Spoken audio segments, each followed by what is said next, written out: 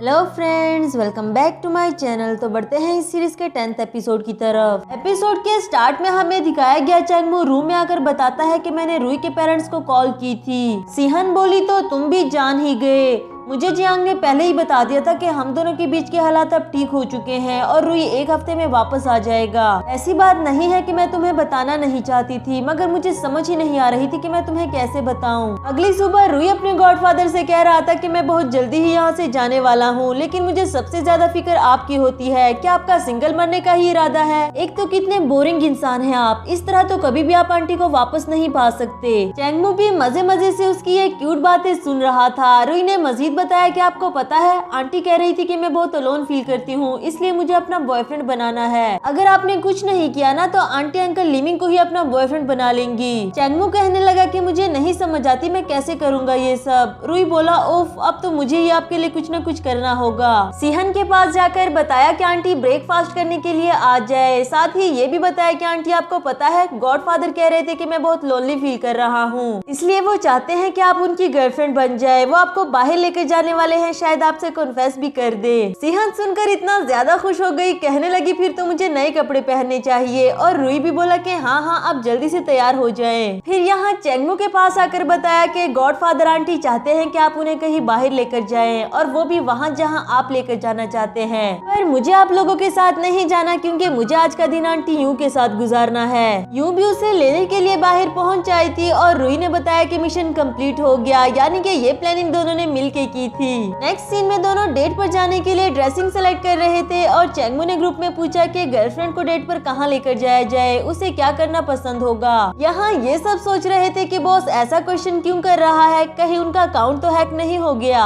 सुनन बोला तुम लोग पागल हो गए हो क्या? बॉस जरूर सिहन को प्रपोज करना चाहते होंगे, और अगर उन्होंने एक्शन लेने का सोच ही लिया है तो हमें भी उनकी हेल्प करनी चाहिए। जबकि ये बेचारा तो खुद भी अभी तक सिंगल था, रिलेशनशिप का जरा था पता नहीं इससे। दूसरी तरफ यनयंग यहाँ रुई को देखकर खुश हो जाता है, पूछने लगा कि आज रुई यहाँ कैसे आ गया। जब यू ने बताया कि चैंगमू सिहन को डेट पर लेकर गया है, इसलिए मैं रुई को यहाँ ले आई, तो वो कहने लगा कि वो हार्टलेस चैंगमू कैसे डेट पर चला गया। रुई गुस्सा होकर बोला कि मेरा गॉडफादर हार्टलेस नहीं है, और यू ने भी बताया कि ये सारा का सारा कमाल तो रुई का है, सब कुछ उसने किया। सिर्फ इंटेलिजेंट ही नहीं बल्कि क्यूट भी है। वो भी कहने लगा अगर तुम राजी हो जाओ तो ऐसा क्यूट सा बच्चा हमारा भी हो सकता है। इस पे हमारा छोटू फौरन से पूछने लगा कि आप दोनों डेटिंग कर रहे हैं। यू तो उससे छुपाना चाहती थी, पर रुई कहने लगा कि मुझसे क्या छुपाना, मैं तो अभी बच्चा हूँ। अब इससे पहले कि यनयंग रुई के सामने कुछ मजीद बताता, यू ने उसे वहाँ से भेज दिया। नेक्स्ट सीन में चैंगमू सिहन को अपनी आश्चर्य स्किल दिखाने के लिए लेकर आता है, क्योंकि रुई ने ही तो बताया था कि आंटी वहाँ जाना चाहती है जहाँ आप लेकर जाएं। अब उसे क्या पता था कि गॉडफादर इतने ज्यादा बोरिंग है। सिहन को भी ट्राई करने के लिए कहा, पर उसने बताया कि मुझे ये यूज करना नहीं आता। चैंगमू बोला कोई बात नहीं, अगर तुम्हें यूज करना नहीं आता तो मैं तुम्हें सिखा देता हूँ। फिर उसका हाथ पकड़कर उसे सिखाने लगा, और ये काफी रोमांटिक था। इसके बाद उसे बॉक्सिंग करने के लिए ले आया। उसे बताता है कि ये एक्सरसाइज के साथ साथ एक स्पोर्ट्स भी है, इसे खेलने के बाद तुम बहुत इजी फील करोगी। जबकि बेचारी सिहन दिल ही दिल में सोच रही थी कि ये मुझे डेट पर लेकर आया था या मुझसे कुश्ती लड़वाना चाहता है। वहाँ से जाते हुए कहने लगी कि ये मुझसे नहीं होगा, और चैंगमू को भी लगा कि कहीं मैं वाकई ही बोरिंग तो नहीं हूँ, शायद मुझे कुछ नया ट्राई करना चाहिए। नेक्स्ट सीन में उसे गिटार बजाकर सॉन्ग सुना रहा था, और सिहन ने भी उसका ये रूप आज पहली बार देखा, उसे भी काफी अच्छा लगा। इसके बाद रात में दोनों एक साथ डिनर करने के लिए चले गए, जहाँ सिहन को इस बात की उम्मीद थी कि चैंगमू इसे फाइनली अपनी फीलिंग्स बता ही देगा। और जब वो कहने ही वाला था तो वहाँ लाइट चली गई, जबकि उसे डार्कनेस से काफी ज्यादा डर लगता है। सिहन ने फौरन से उसके लिए टॉर्च ऑन की और उससे पूछने ही वाली थी कि तुम्हें अंधेरे से डर क्यों लगता है, पर वहाँ वेट्रेस के आने की वजह से नहीं पूछ सकी। आफ्टर दैट चैंगमू ने सिर्फ इतना ही बताया कि मुझे खुशी होती है जब तुम मेरे पास होती हो,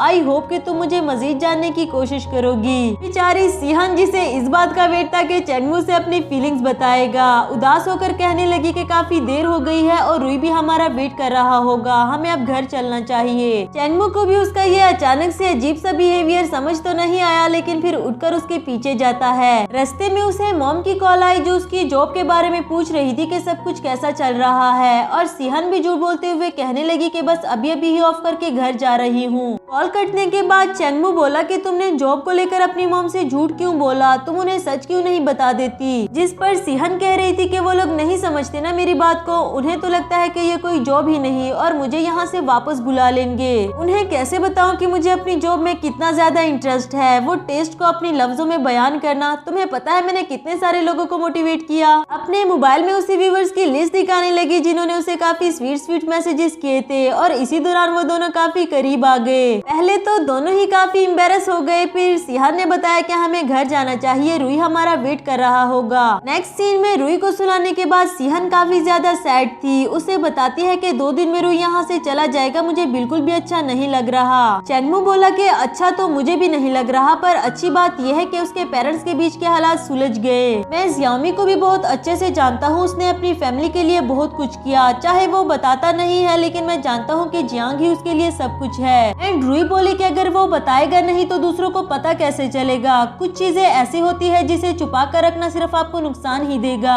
असल में वो बातों ही बातों में चेंगमू को इशारा देना चाह रही थी कि तुम्हें अब अपनी फीलिंग्स और नहीं छुपानी चाहिए। नेक्स्ट सीन में चेंगमू कॉन्फेशन के नाम से एक प्रोडक्ट बना रहा था, यानी कि उसने भी इरादा कर लिया है कि वो जल्दी ही अपनी फीलिंग्स बता देगा। नेक्स्ट सीन में यन का अपनी को एक्ट्रेस के साथ फोटोशूट दिखाया गया, पर जिस तरह वो चिपक रही थी ये इसके लिए बिल्कुल भी कंफर्टेबल नहीं था। पर अब जब ये उसकी जॉब है तो वो कितना ही उसे खुद से दूर कर सकता था। इसके बाद यन को अपने पास आता हुआ देखकर उसने बहाना किया कि मेरी आंख में कुछ चला गया है, मुझे बहुत पेन हो रहा है, तुम प्लीज मेरे लिए चेक कर दो। यन पहले तो उसे मना कर रहा था, लेकिन उसके इतना इंसिस्ट करने पर इसे भी उसकी हेल्प करनी पड़ी। वो भी इतनी कोई चालाक किस्म की थी कि इसी बहाने उसे किस करने की कोशिश करने लगी और यहाँ रिकॉर्डिंग भी लगा रखी थी। तो दूसरी तरफ से यूं उससे मिलने के लिए आ रही थी, फिर वही खड़े चुपके से उनकी बातें सुनती है और साथ ही वीडियो भी बनाने लगी। वो लड़की यन को इमोशनली ब्लैकमेल करने लगी कि तुम पहले तो ऐसे नहीं थे, तुम्हें याद है तुमने मुझे बताया था कि तुम मुझे लाइक करते हो और अब मुझे कितना इग्नोर करने लगे हो।